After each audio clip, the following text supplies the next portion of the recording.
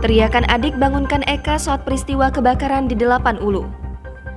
Peristiwa kebakaran melanda 4 rumah di Lorong Sabar, Kelurahan Delapan Ulu yang dihuni satu keluarga yang terdiri dari 8 kakak, hingga menghanguskan sebagian besar rumah pada Selasa 22 Maret 2022 dini hari.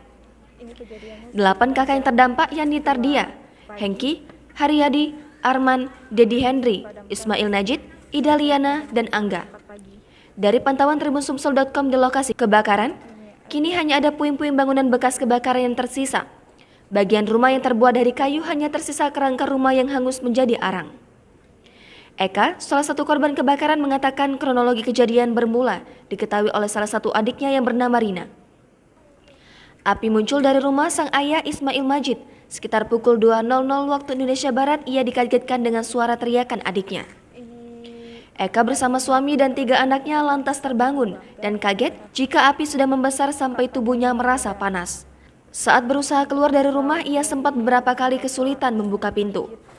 Saat terbangun pun, ia merasakan panas di sekitar tubuh, terutama pada kakinya. Di sela-sela kebakaran pun, ia sempat mendengar suara ledakan yang tidak tahu apa yang memicunya.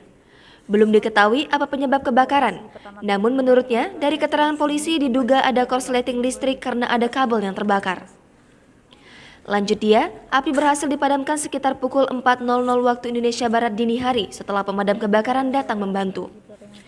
Untuk sementara, Eka dan sebagian anggota keluarga yang lain tinggal di rumah salah satu iparnya, Angga. Jangan lupa subscribe, share, komen, dan like ya!